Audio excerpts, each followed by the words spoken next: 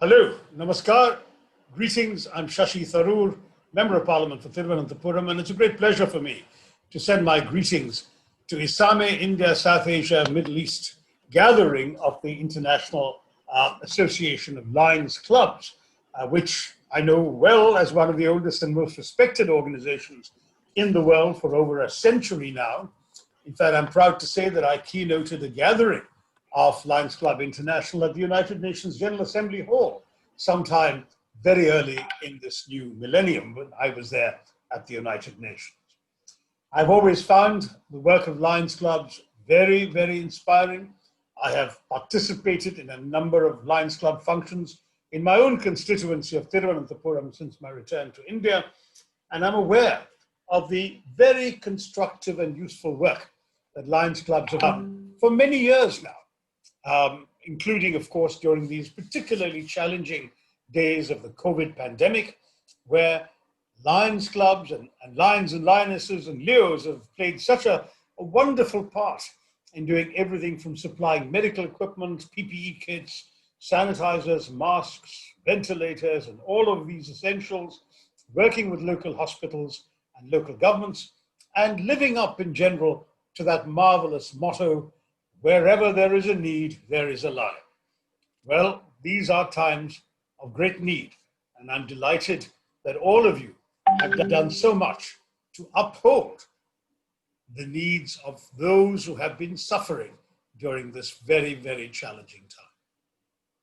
At the same time, in celebrating your gathering today, you have invited me to speak a little bit about the post-COVID world, and I think it's good that we could look beyond where we stand in the world today, going beyond the immediate emergency concerns of the COVID pandemic, even though we all know the pandemic is far from over. Many parts of the world are grappling with a second wave or even a third wave. And for ourselves, it clearly is not yet time to announce definitively or with confidence that the peak is past. Many of us hope it is, but people are still catching the illness. People are still losing their lives. People are still being hospitalized. And none of us can afford to relax our guard. A microscopic virus, around 1/1000th of a meter in diameter, has very possibly reshaped the course of human history. The severe acute respiratory syndrome coronavirus, novel coronavirus, some say, nCoV-19 was what it was first named, continues to wreak havoc upon the world, disrupting systems once thought to be watertight and killing, sadly, over 1.5 million people. As scientists strive to find an effective vaccine to end the carnage, we know there are 3 or 4 possible contenders. We still have no concrete proof that they will, in fact, work and save lives. But let us still turn to what a post-COVID world may look like, looking out of our isolation portholes and watching the terrible tragedies unfolding outside. It may appear premature to some of us, but it is, however, necessary. Planning for what the world may look like after the pandemic recedes must be begun immediately, because what we must expect is a paradigm shift in every facet of life, from work to education, geopolitics to social interaction.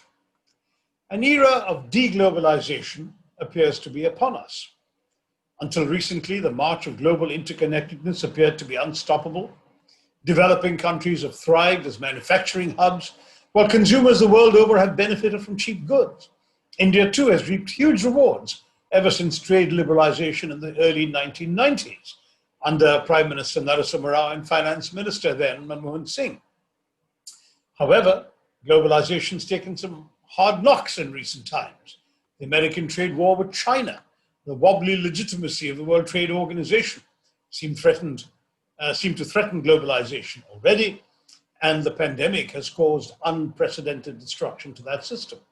Indications suggest that the world's goods trade may shrink by 30% this year, and pressure from many leading countries to decouple from China has been increasing. America has loomed large in the crisis, both in its failure to deal with it and its conspicuous absence from its traditional global leadership role. Many have been arguing that certainly Washington under the outgoing Trump administration could no longer be relied upon to uphold the international order that it once created. Mr. Biden has to really change that perception. China, too, will be viewed in a very different light. They have a very effective propaganda machine, massive resources to project both soft and hard power, but their economic might has not been enough to wash over their monstrous, systematic human rights abuses and their belligerence in their neighborhood. The pandemic will force China to reevaluate its position. Global hostility in many ways spiked because of COVID, with President Trump repeatedly calling COVID a Chinese virus. Many countries have cited national security and banned Chinese operators from their national 5G mobile networks, for example. India has banned over 100 Chinese apps. Some would argue this is often not based on real evidence, but clearly the widespread perception around the world is that the self-proclaimed peaceful rise of China is over. And China's belligerence on the line of actual control with India, its maritime squabbles with its Southeast Asian neighbors, its increasingly authoritarian grip on Hong Kong, all of these things have certainly given us all a lot of cause for concern. But though I've mentioned America and China, the geopolitical impact of the pandemic goes beyond these two giants. Multilateralism, the once taken for granted mantra of international economic cooperation and political cooperation, was already eroding before the pandemic. But now look at the behavior of some of the world's leading countries, Britain withdrawing from the European Union, America leaving the landmark Paris Agreement and the WHO, though we hope Mr. Biden will come back to both. Even in India, Prime Minister Modi's emphasis on Atmanirbharta, or self-reliance. Now, isolationist voices portray themselves as being vindicated by the pandemic. It's perhaps true that the large organizations of the multilateral system, like the World Health Organization, did not deal as effectively as they might have with the threat of the pandemic. It's been suggested that WHO perhaps abetted China's efforts to suppress news of the COVID-19 outbreak and its slowness to identify the dangers posed by the pandemic, that it was toothless in standing up to China's bullying when China, for example, prevented inspectors from visiting the country.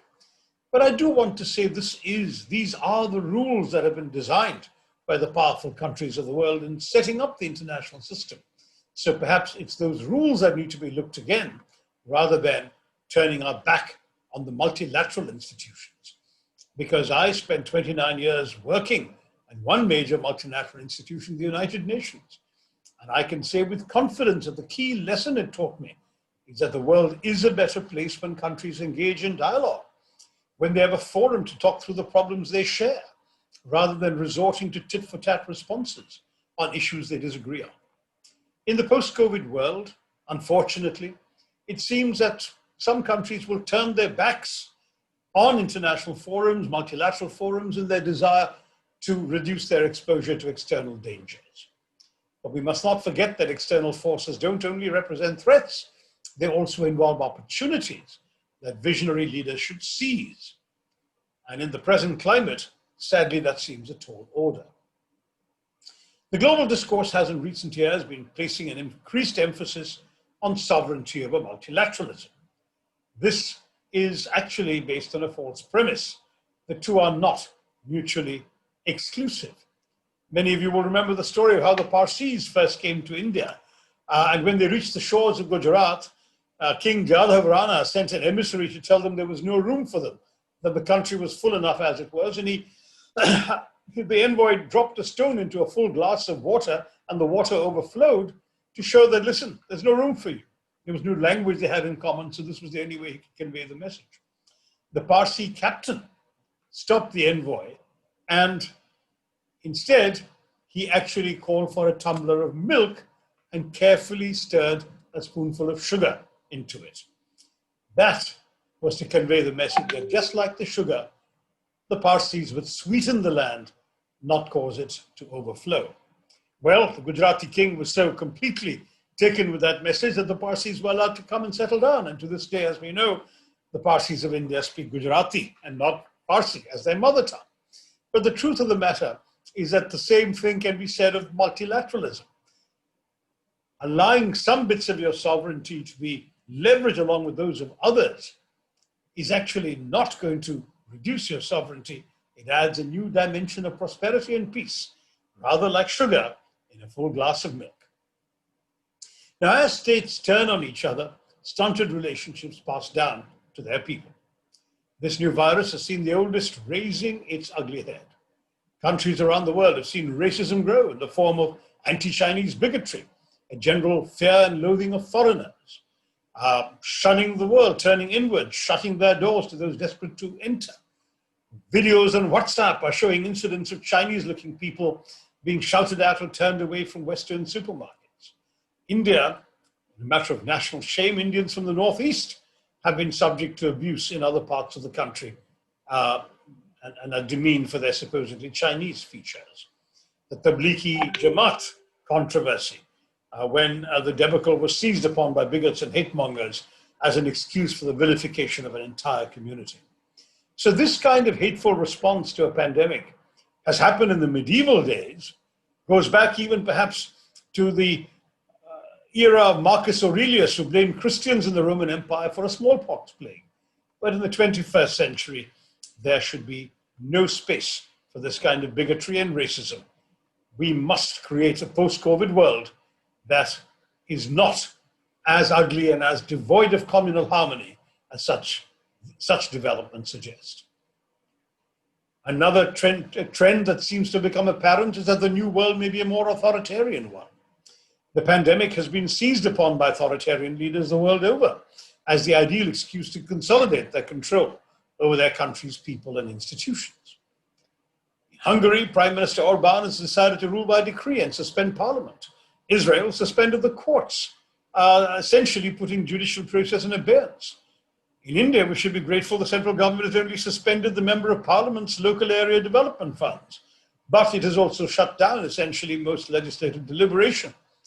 And of course, the MP funds were a critical source of parliamentarians' legitimacy and the only source of support for the opposition.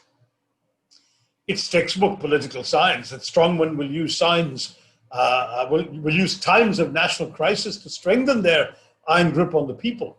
But I think that's definitely happening in many, many places, and people threatened by an unseen virus are always going to look to their own governments to protect them. And in turn, these governments ride roughshod over the checks and balances that are supposed to guarantee their citizens' civil liberties.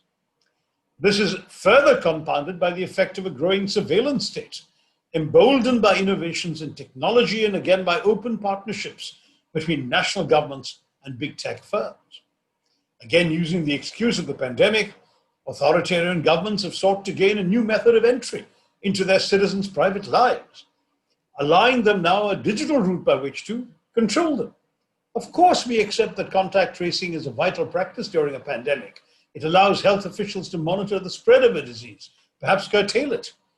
But the great danger is that blatant and massive state-led privacy violations can occur, and the attempts that were made at one time to make the government-mandated Arogya Setu contact tracing app mandatory, particularly for government servants, airplane travelers, and so on, became a real issue because of the laxity of its data protection safeguards and, of course, the legally dubious insistence that it should be on people's phones. People have also found that police are demanding phone call records in the name of contact tracing. Government drones have been spotted monitoring areas for the movement of people. The already iron-fisted grip, we all know, on the people of Kashmir has been tightened further with the shutting down of the internet in many districts. So while the Supreme Court finds privacy to be constitutionally protected, and while everyone agrees that measures to control the spread of the pandemic are necessary, the protection of civil liberties should not be allowed to take a backseat. We must be extremely vigilant today and in the post-COVID world, not just to leave our fates up to the reassurances of governments, but while respecting public health guidelines, remember that this public health crisis should not be solved at the expense of the personal freedoms of every democratic citizen of India. Now, I don't want to keep on going about the fact that a lot of the worst of humanity has come out, that the world's imperfections have been borne out, because COVID is a juncture in human history. It is also, in many ways, a once-in-a-generation opportunity to change the fundamental structures of human society for the better, not just for the worse. It is a time to question our most basic assumptions, to reassess whether we were truly living an ideal life, whether we can transform society. This could be our great chance to experiment with positive change, with the elusive and desirable outcome of making society more just for all. And of course, we must pursue that dream through concrete steps. Education, for example. Exams have attracted much debate, with exams going ahead despite all the challenges of COVID and of the lockdowns and the inconvenience, the risk of massive crowding in exam halls, the inevitable flouting of social distancing rules. Can we not rethink how we can do education and testing better? Why should we force students to choose between their health and their education? Let's have online examinations, for example, to take the place of in-person ones. Emphasize critical reasoning and analytical thinking rather than the recall factor or memorization. Because when people say, oh, if we have online exams, kids can look up everything, then don't test only their memory. Let's assume they can look up everything. Test how they use what they can look up, how they can reason, how they can analyze. After all, reducing crowding in exam centers is good in and of itself. Taking the exam at home will make the spread of disease less likely. It'll reduce unnecessary stress of huge crowds and anxious parents, but it'll also test different skills that are more useful in the 21st century than memorization. Why do we need a well-filled mind in a world where you can find anything you want with 2 clicks of a mouse? What we want is a well-formed mind. Maybe instead of having exam halls where we're testing students' memories, we should have online exams where it doesn't matter what they look up, it only matters how they think. Not what they think, but how they think. Now, at the same time, there is no question that educational technology is transforming. Money is being spent, billions of dollars on digital education. Universities are shifting instruction online. Virtual learning is going to be a new reality in the post-COVID world. And of course, all of this is probably not surprising. But at the same time, there are counterpoints. Parents have reacted with outrage to having to pay full fees for an online college or school learning experience instead of sending their children off to a campus. Some college students in the West, many in fact, are taking gap years rather than having to put themselves in such a situation of merely online learning. Young students will manage, they'll adapt, they'll learn, but I think there's no substitute for the campus experience with interactions with teachers and fellow students inside and outside the classroom being part of your education. But also the online learning issue reminds us that we have to take into account the glaring inequities that exist globally, and particularly in our own country. There was a heartbreaking case in Kerala earlier this year where a young girl committed suicide, a topper in her class. But she was a Dalit girl, her father was a daily wage laborer. He wasn't earning anything during the lockdowns. They didn't have a mobile phone.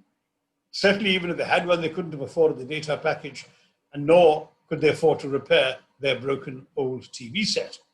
And so this girl who was topping her class committed suicide rather than lag behind her classmates. This may not be an isolated case. This is very, very tragic, but we need to find socially responsible access to online learning, setting up facilities where students can access the materials required if they're unable to do so at home, and at the same time, trying to encourage a return to normal as soon as possible. I think that it's difficult to imagine the school or college campus of the post-COVID world returning to exactly what we knew before. We will have to adapt to some degree to our strange new reality, avoiding tight corridors and packed classrooms. We will need to have other ways in which students can learn more and learn better. Equally, social life will change. Already office buildings are being emptied as companies in the West are telling their employees to work more and more from home. Social distancing is more and more common. Constant use of hand sanitizer wherever we go and visit people. The closing of restaurants, bars, sports stadiums. Yes, we've been seeing cricket taking place in Australia, but we've also seen cricket matches cancelled in South Africa. So we don't know how well the world can adjust to trying to live with the virus until the vaccine is widespread and proven to be effective. We may actually find that some of the spontaneity will go out of life for a long time to come. It may reduce the close human contact we crave and were able once to take for granted. But preserving public health may make that necessary.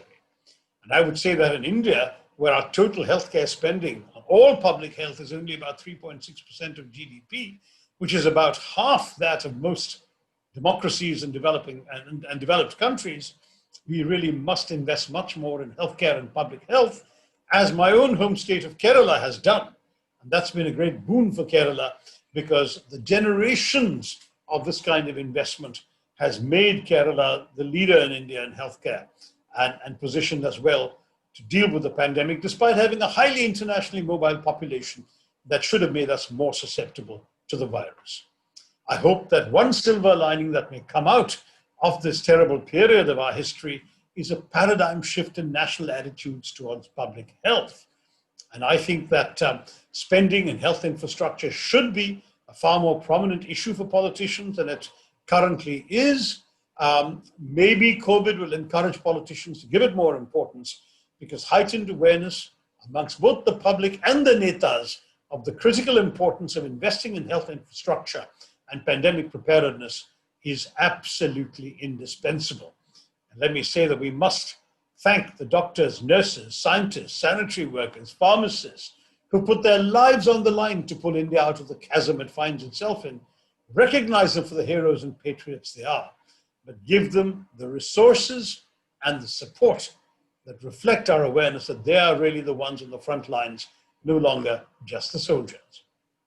Now, let me also say that COVID has pointed to the brief period after the lockdowns when the environment was suddenly miraculously clean. I think it was an extraordinary reminder to all of us that we can actually benefit from clean air, from not having toxins in our waters, in the air we breathe, in the lives around us. And though we've all come back again to pollution and smog, and the industries are starting to churn these things out again, perhaps COVID can also teach us that in a post-COVID world, we ought to give a higher priority. So we can once again breathe clean air in Delhi, see the Himalayas from Jalandhar, plant more trees and allow them to flourish, and stop pouring poisons and chemicals into our rivers. All of these things are going to be absolutely essential. And COVID may once again have pointed to the possibility that it is possible to imagine a life without all of that. And at the same time, a better quality of life, once you have actually experienced it, however briefly, is not something that you should want to give up. There's much else we could say, for example, about maybe fulfilling President Abdul Kalam's dream of bringing urban facilities to rural areas, because if indeed we're doing more and more things online, and we have good fiber optic connections and good 24/7 electricity and broadband in the villages, you don't need to be in a crowded Gurgaon or a crowded Cyberabad to be able to connect via the internet to the rest of the world. You can sit in a village somewhere and still be an efficient 21st century worker. That also, that kind of change is something that could happen in a post-COVID world, provided leaders show the imagination to fundamentally rethink the way in which our country has been evolving and developing, and create new opportunities for people to be able to survive all the setbacks of this challenging time. The world and India will, in the pale light of a post-COVID dawn, awake to a partially unrecognizable world. Systems, places, ways of being that have been familiar our whole lives will suddenly seem very different, perhaps vaguely menacing. Too many families the world over will have empty voids in their hearts where loved ones snatched by the virus once resided. The most basic aspects of human existence, work, friends, education, travel, will have been altered by a malignant force beyond our control. But this cannot be a cause for existential despair. I hope that all these positive trends that I've suggested to you will in fact be brought to fruition by enlightened leaders. And I hope that the lions and lionesses and leos of the Lions Club will play their part in bringing relief and succor to the suffering around them in their societies, in their communities, and in the world at large, and support and inspire our leaders to do a better job to lead us to hope again in the post-COVID world. Thank you very much. All the best for your gathering. Jai Hind.